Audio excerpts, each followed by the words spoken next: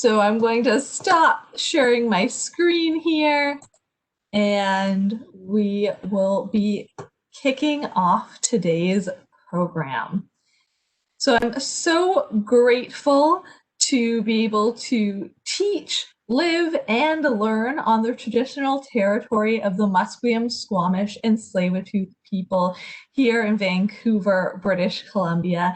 And it's by incorporating those best practices of learning how we can give back to the land and care for the land so that the land can look after and care for us that really informs all of the program content and work that we do in Oceanwise conservation, research, and education, bringing programs like today's Tales from the Deep, Insights from Oceanwise Research to you. So thank you so much for taking the time to join us today.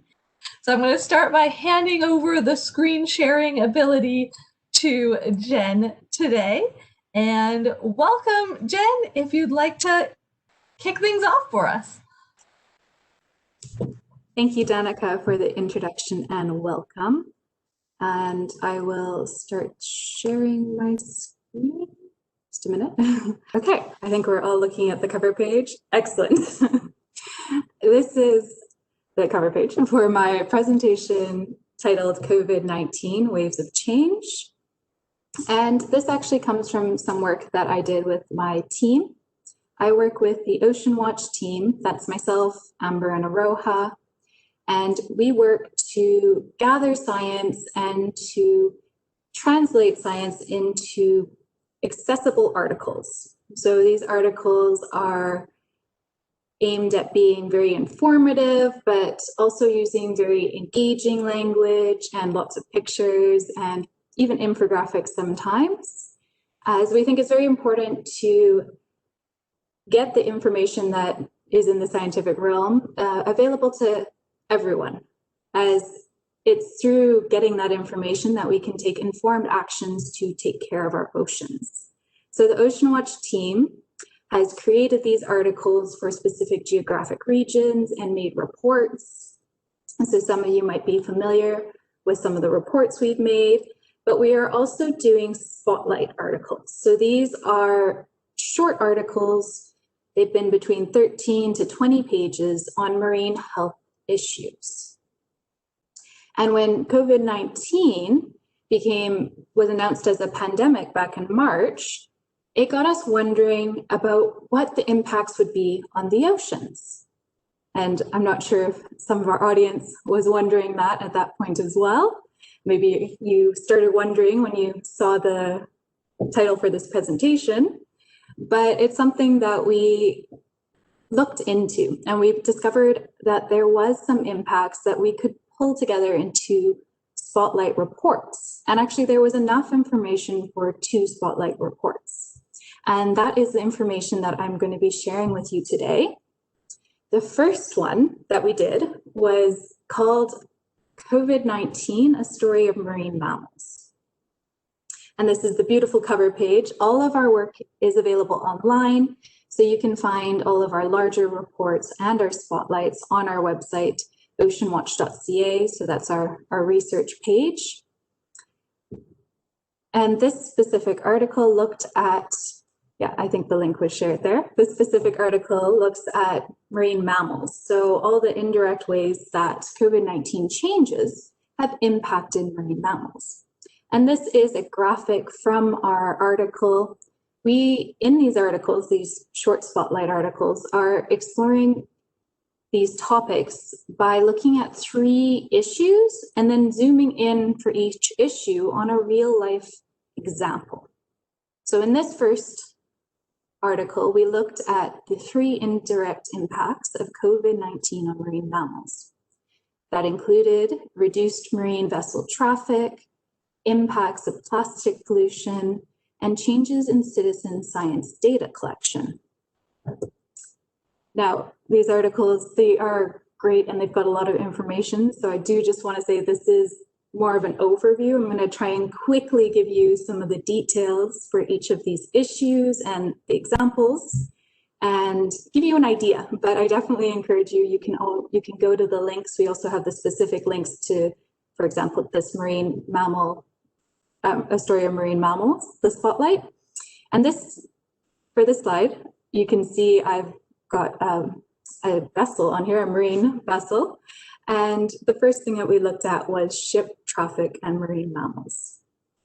And what's really interesting is that in the last 20 years, there has been a 4-fold increase in marine traffic across the global oceans.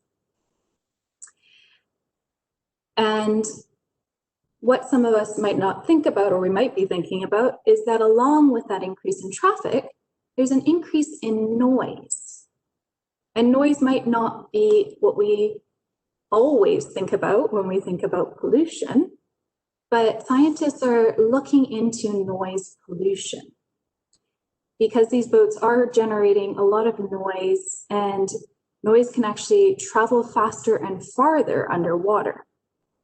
Now, why this might be a problem for marine mammals, we can think about that by thinking about cetaceans. So the group that includes whales, dolphins, porpoises.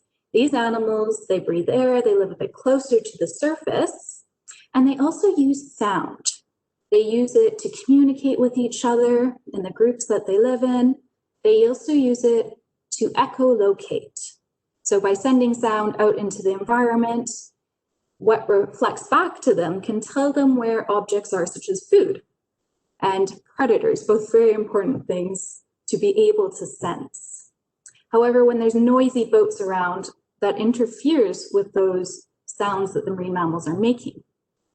So we can think about this ourselves. For example, if we're at home and doing a webinar and someone's got a TV on in the other room, that might interfere with our ability to hear the person online or even to be heard. So that's what would be happening underwater as well with noise pollution. So it is an issue. And in COVID-19, back in kind of more the early stages, we saw a decrease in shipping, in ferries, in cruises. And so some scientists wondered about the actual levels of underwater noise. And there was a study done with data for the area that is local to us here in Vancouver. There was some data from the Strait of Georgia and the west coast of Vancouver Island that actually showed that there was a drop in underwater noise. And since it is important for animals to use underwater noise, this is thought to have probably been a good thing for these animals. But this isn't the only type of pollution that we were thinking about. We also noticed that there was plastics, some more plastics that were being used. For example, here when we went to the grocery stores, we weren't able to use our reusable bags, but there was a kind of reversion to using plastic bags. And we also noticed that PPE was being used, and it's very important that that be used, absolutely. But we started to wonder about the increase in the waste streams and how this might impact marine mammals. And to investigate that further, we got in touch with our Marine Mammal Rescue Center, which is also locally run here in Vancouver with Oceanwise. And we looked at the impacts that they were experiencing, because they actually go and help animals that have been entangled in plastic. So, for example, plastic packing straps can entangle animals like sea lions when those sea lions swim through the plastic straps and they get stuck. The plastic doesn't grow, but the sea lions do, and this can cause injury and be very dangerous for the animals. So the Marine Mammal Rescue Team has an expert team that's able to go out and respond to that. However, in COVID-19, there was restrictions in place that required physical distancing, which can be hard on a small boat. And in response to COVID-19, the Marine Mammal Center did close for a period.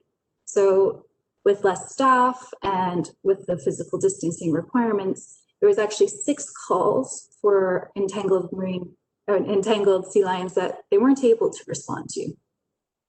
But there was one that they were able to respond to with PPE. And the Marine Mammal Rescue Center did open again in June, so that is a good news. And then the other thing that we considered for marine mammals was the impacts to citizen scientists. So citizen scientists are very important because it really increases the ability to gather data. There's a lot more of the general public than just specialized researchers. So being able to get more data with more people participating is really helpful. And if you're local, potentially you might know about the BC Cetacean Sighting Network. So this is a network that you can report to through email, phone calls, an app, and online, like many different forums to report to them when you see a cetacean. So that's a whale, porpoise, or a dolphin. And this data is very helpful. It's used in a very great program called the Whale Reporting Alert System. So this system gives real-time reports to ships when they are within 10 nautical miles of a cetacean. So they can take action to avoid that cetacean, to avoid disturbing it, or to avoid striking it. And so what we looked at in terms of impacts from COVID-19 was the numbers from March to May, 2019 versus 2020. And you can see a graph on the right-hand side here. We do like graphs. So we have a graph here. And you can see that in 2019, the number of reported sightings is much higher than in 2020. In 2020, it drops by almost half. As well, the number of observers shifts. So in 2019, it's higher, and it decreases by almost 20% in 2020. We also saw a change in where observations were being made. More observations were being made on land in 2020 and less on water in 2020. So to gain more insights into this, we actually reached out to the team, and in our report, we have an interview with one of the research assistants, Amy Rowley. So you can go in and gain even more insights from looking at our interview. So just as a little bit of something else that you can look into in our reports. And of course, marine mammals are not the only impacted animals or areas of our oceans from COVID-19. Because humans are so interconnected with our oceans in many different ways,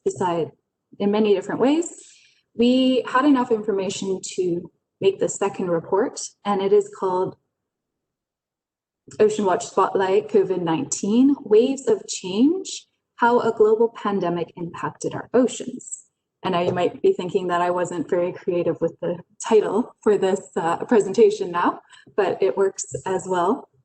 So this is also a PDF that you can find online, and the link is available to you. It's very interesting, and of course we have more details in the report, but I'll go for the overview again. This one, we looked at 3 different impacts. So people have changed their interactions with the oceans during COVID-19. We looked at researchers missing ocean observations, conservation groups facing limitations, and shifts in seafood-related industries. So the first example that we dive into is the interruption of fieldwork. So of course, oceans are vast and really kind of mysterious. They hold a lot of interesting, fascinating animals, really. And there's a lot to learn about them. And for researchers, that usually means getting out there and having a look at what's there. And if they can do this over time, we can understand the trends of animals. And that's especially useful at times like this when we face threats like climate change. So to zoom in on this and give a bit of a real life example, we talked to Jessica Schultz, who's in this picture here. She was the manager of the ocean biodiversity team here at OceanWise. And since July, she has been focusing on her PhD research, but she gave us some insights into how COVID-19 has impacted their team. She answered questions such as, how has COVID-19 impacted your team's field work. So you can go in and explore her answers for that kind of work. But one of the main impacts is, of course, that the team wasn't able to get out on the water. We can see this in the graph. You can see here the total number of minutes spent diving by the Ocean Watch Ocean Biodiversity Research Team from mid-March to May. So for that specific period, over a few years, from 2015 to 2020, and you can see that there's quite a lot of minutes diving in the other years that aren't 2020. In 2020, there was no diving because of public health restrictions and the limited space on boats in terms of maintaining physical distancing as well as sharing of equipment. So for safety, they canceled their fieldwork. Of course, there's a note there that prior to mid-March, they did complete dives in 2020. And as I say, I do invite you to go check out the PDF and dive a little bit more into that experience and Jess's interview, because it really highlights this case. Now, the other case that we looked at is a group called the Great Canadian Shoreline Cleanup. And this group is an Ocean-Wise and World Wildlife Fund group that works on conservation. So they actually go out there and they pick up litter to clean up shorelines. And while they're doing this, they collect data on what types of litter they're picking up so that we can better understand where this litter is coming from. And during COVID-19, like many of these other activities, the public health restrictions were a limitation, and this group advised cleanups to postpone.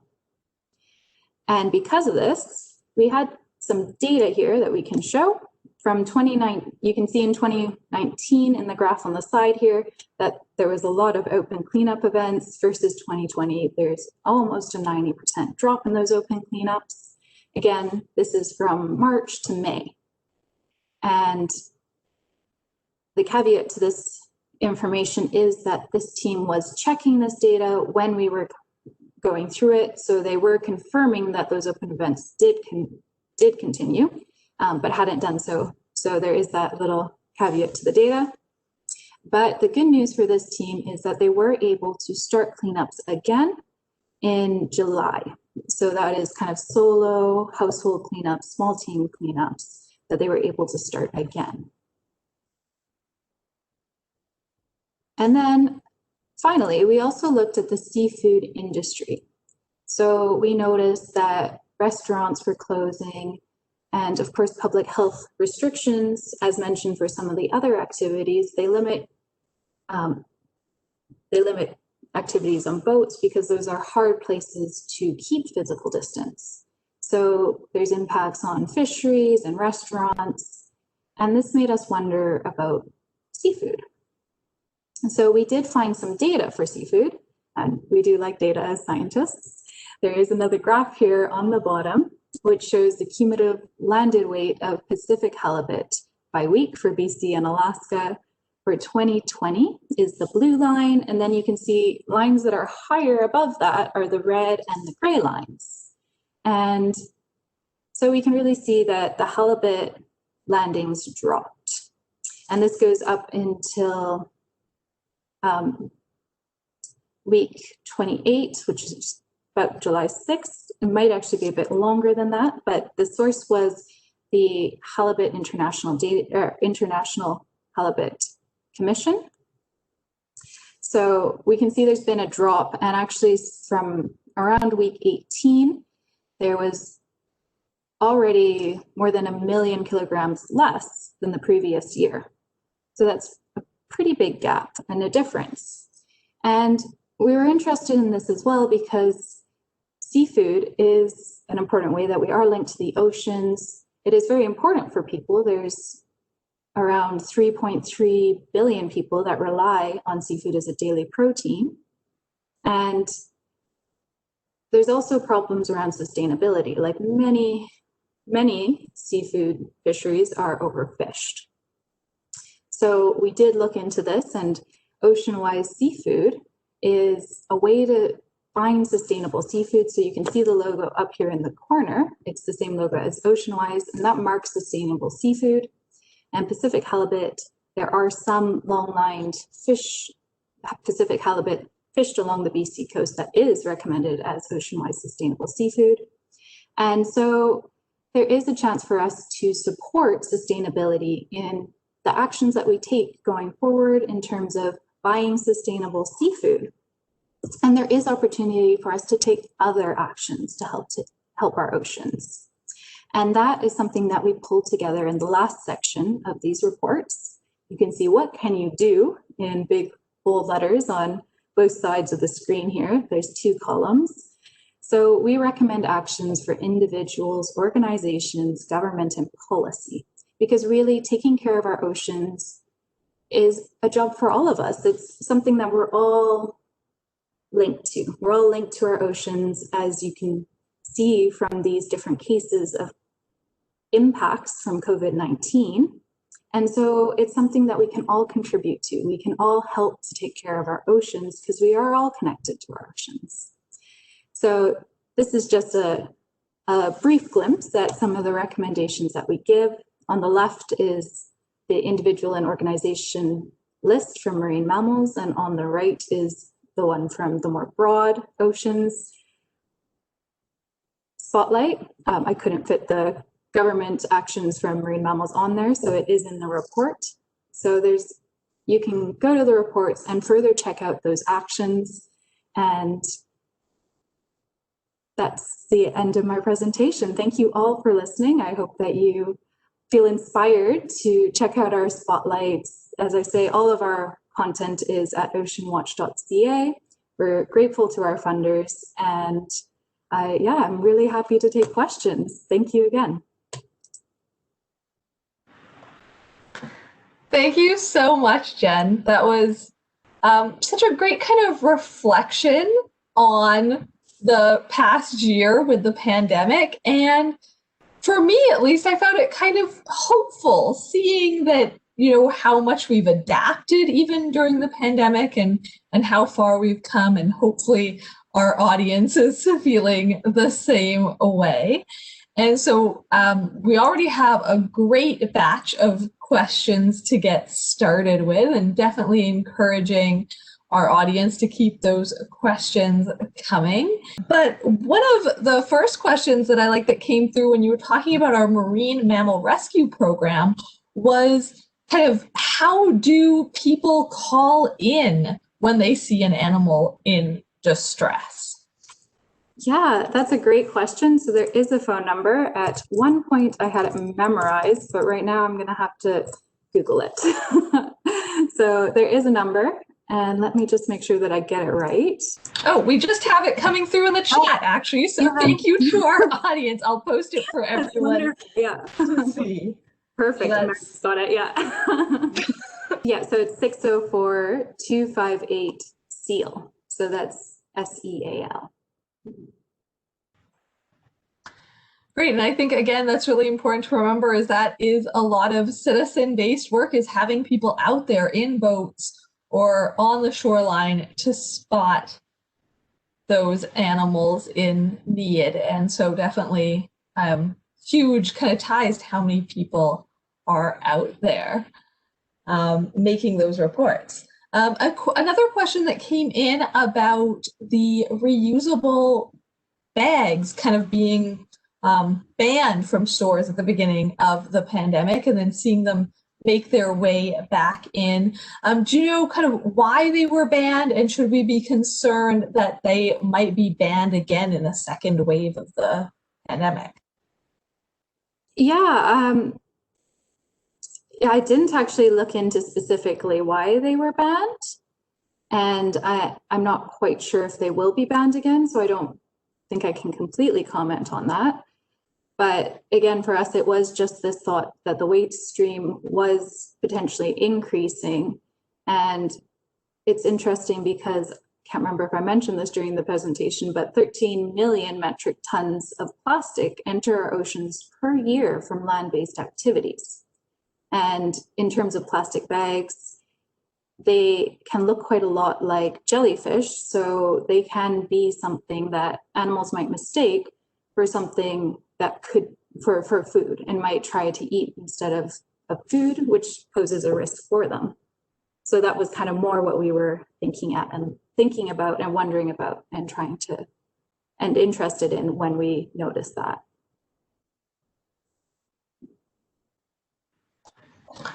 Wonderful. Thank you so much. And I know, just because I was definitely on the reusable bag kick, was that several of my local grocery stores installed little shelves at the end of the belt that people can kind of safely put their own bag on, so that the person at the register doesn't have to touch it. So I think it was kind of some of that innovation to adapt to the situation that really helped things along.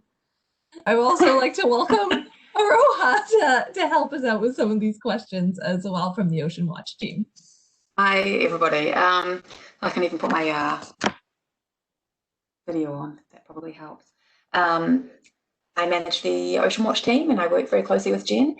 So the question there about shops not letting us use reusable bags, in the first wave, the reason that happened was because we didn't know very much about COVID and how it spread, and there was a lot of concerns that it could survive on various surfaces.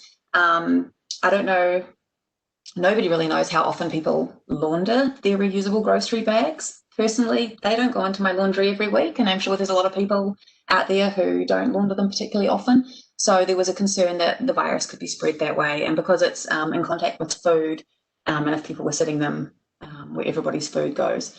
So then Danica also has mentioned, the innovative ways that supermarkets got around that, which is fantastic. And as to whether that could happen again in the second wave, that's up to the public health officer to decide. Yeah, but great question. Yes, I'm seeing lots of comments in the chat saying kind of fingers crossed, hopefully we can keep using them. But maybe to think about how often you do launder your reusable bags. It's definitely not as often as maybe I'd like to admit for myself. This was another question kind of about some of the waste that we saw coming up from the pandemic with the PPE and the face masks. Are there any recommendations to safely dispose of single-use masks, and are reusable face masks that much better from a waste perspective? Yeah, I'm not sure that we have the data exactly to say the impact of using a reusable versus disposable, but we were just thinking that the waste stream would increase in terms of safe disposal. It seems that we would want to avoid them getting into oceans, so would want them to be disposed of in not into the environment. So at least if we put them into bins and make sure that they go and are disposed of properly that way, there's most likely a reduced risk. I don't know if Aroha wants to add anything to that. Sure I can. So yeah, your single-use PPE, obviously it's incredibly critical to the situation at the moment. In terms of proper disposal, it also depends where you use it. If you're a hospital personnel, you'll have correct disposal places to use at the hospital. Most people are not in hospitals on a regular basis, are not working in hospitals. So it would just be, I'm not aware of them being recyclable at all. So I would just advise to dispose of them correctly into the trash. In terms of reusable masks being better than PPE, again, it depends on why you're using them. If you're a general member of the public, yes, I would absolutely say reusable masks are better for the environment. It also depends on the type of fabric they're made from, which again, that's not our area of expertise, but there's a lot of information out there now, which is widely available, for example, on the BCC website, or you can probably just Google it.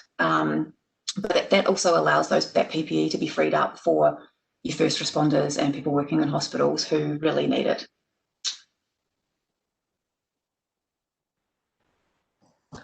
Wonderful, thank you. And again, I love that the audience is sharing with us how many folks are joining us today that have the Vancouver Aquarium masks or the Vancouver Aquarium and Whitecaps collaborative masks to help them increase their collection of reusable masks.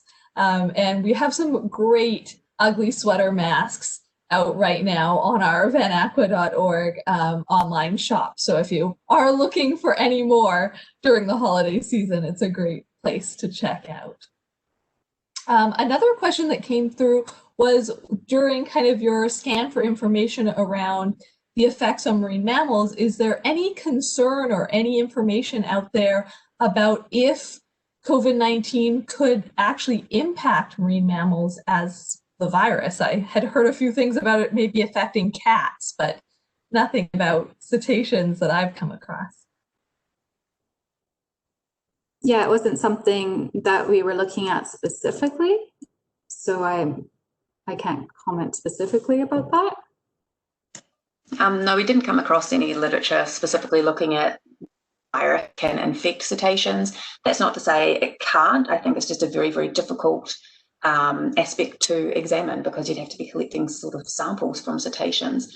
There are known instances of it passing to a tiger and domestic cats and domestic dogs, and I believe this is actually very rare.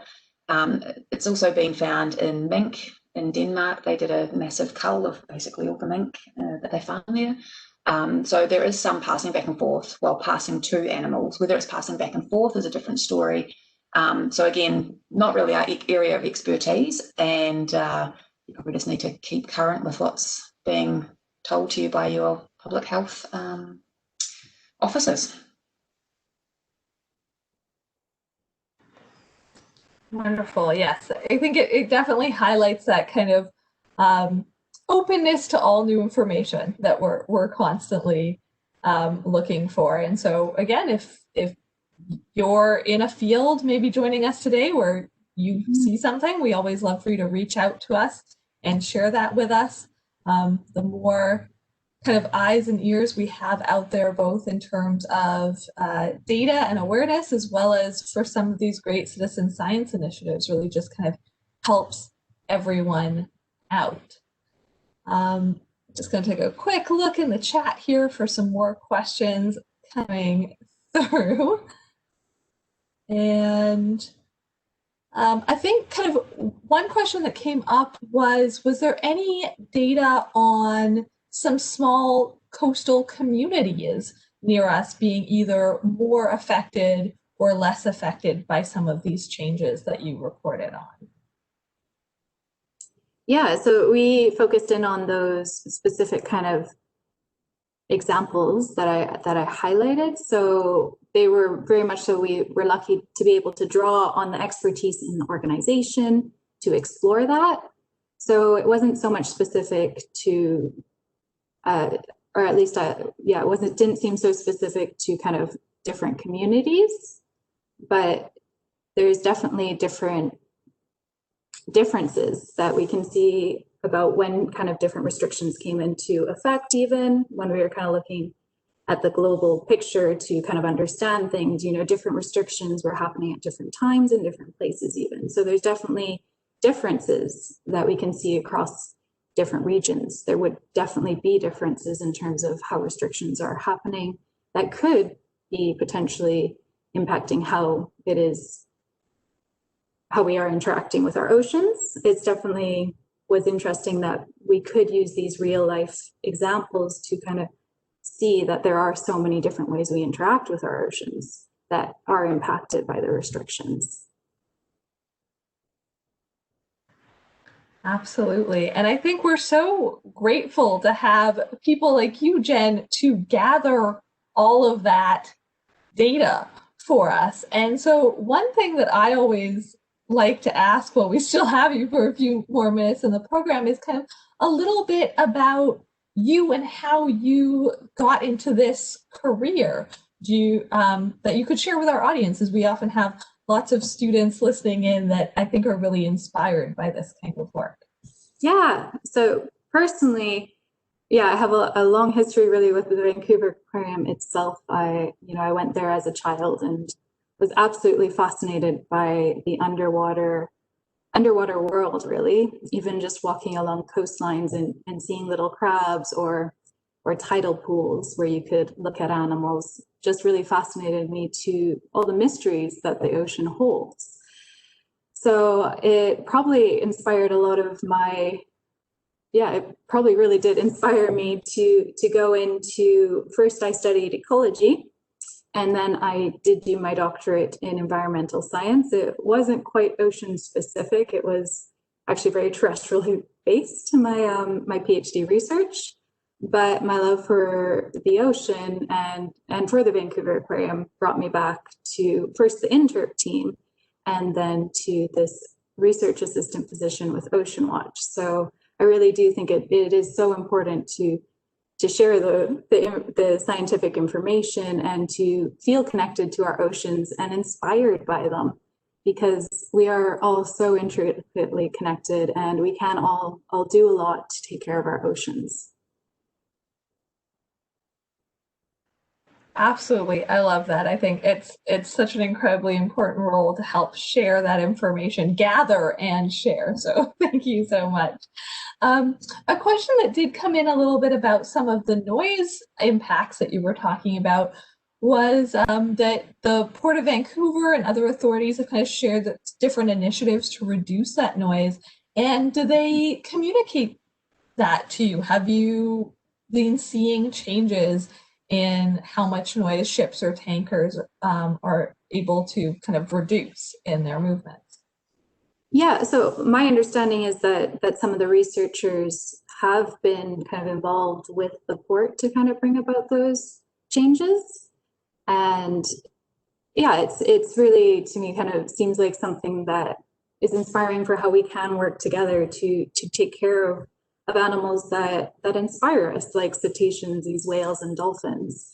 And so I believe that they are continuing to kind of work together to take care of those animals and to monitor what can be done to improve. And the fact that they have had improvements is really, really wonderful. Excellent. And I love jump in there for a second as well. Sure thing. Go ahead. Marine mammal team, not the ones at the rescue centre, the marine mammal rescue, marine mammal research team, they do an enormous amount of work on noise pollution affecting cetaceans. And Lance was very much involved with the eco program at the Vancouver Fraser Port Authority and getting that put into place, and the voluntary slowdowns. I'm actually sure it's become mandatory now. So Jen and I have written about it, but it's an area of expertise. But Vancouver Port Authority, I'm pretty sure, along with researchers such as Lance and his team and others, have been collecting the data. So yeah, there is data out there. We don't hold it specifically. And I also see, I don't know, Danica, if that overlaps with the question I see in the chat box here about ways to reduce the impact of noise pollution, or is that a different one? No, go ahead, jump in and answer that one. That would be great. Yeah, different ways that they can reduce it. Yeah, again, not an expert here. To be an expert on underwater noise, it takes years and years of study. And if any of our noise experts, such as Valeria, happen to be online, please jump in. So I'll talk a bit slowly in case someone pops up. But again, it's things like slowing down vessel speed. A lot of noise is produced by propeller cavitation. So when the propeller is spinning, depending how fast it goes, the faster it goes, it lets off bubbles, and it's the popping of those bubbles that makes a lot of the noise when we're talking about ships. Things such as keeping the hull clean and scraped, the design of the ship. There's an enormous amount of innovation going on right now of how to reduce sounds coming from ships, but it's not just ships that create noise. It's also things such as coastal development or underwater resource exploration, Navy sonar, for example. So there's a lot of other things going on. So yes, scientists and government, a lot of people are working together frantically to figure out how they can reduce those noise impacts. There are a lot of inroads being made, but there's still a long way to go.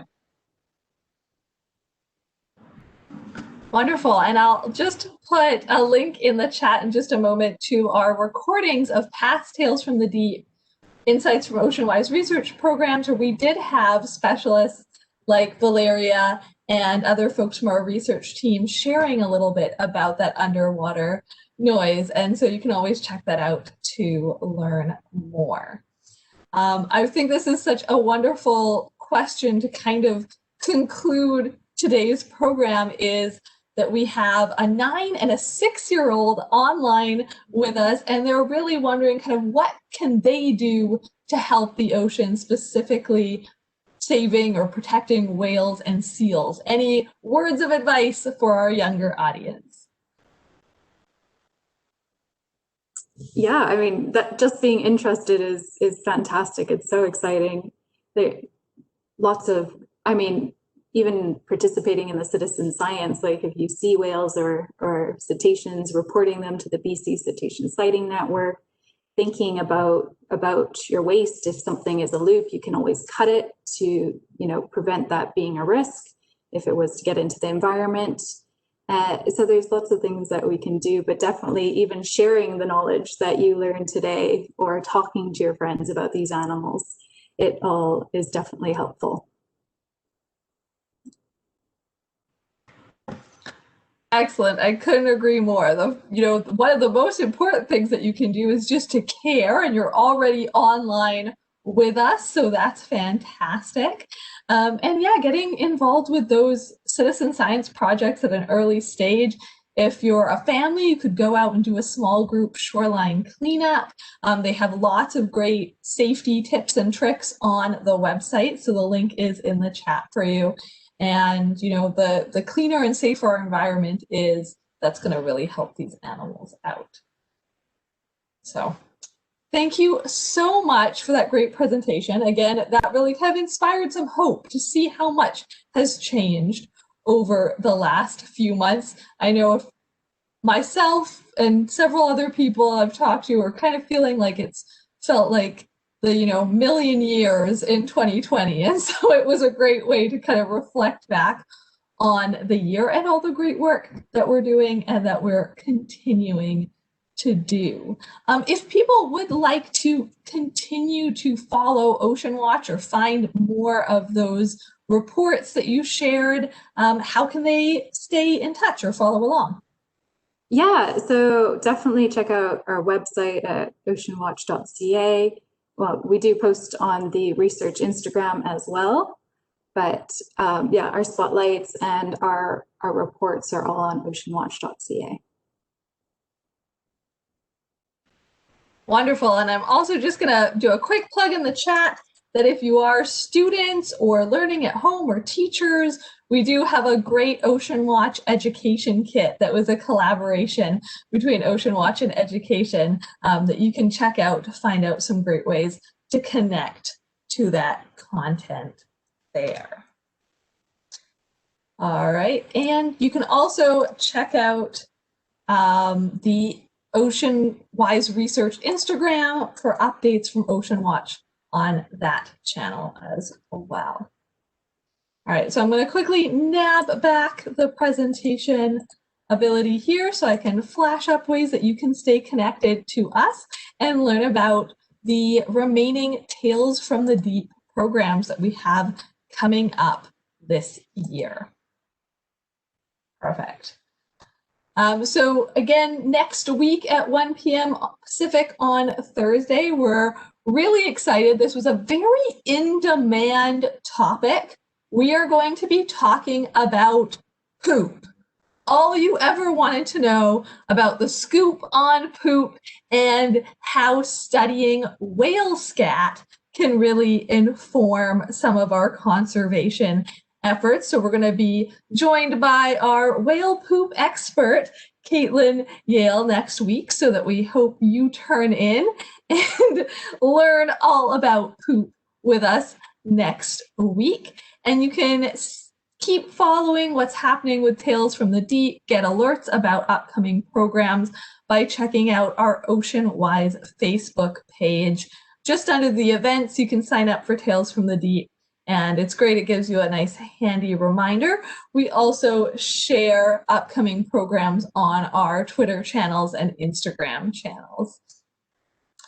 We're really excited that we're going to be closing the year with a very special presentation from our Oceanwide seafood team on December 17th. It's all going to be about discovering Canada's Pacific salmon.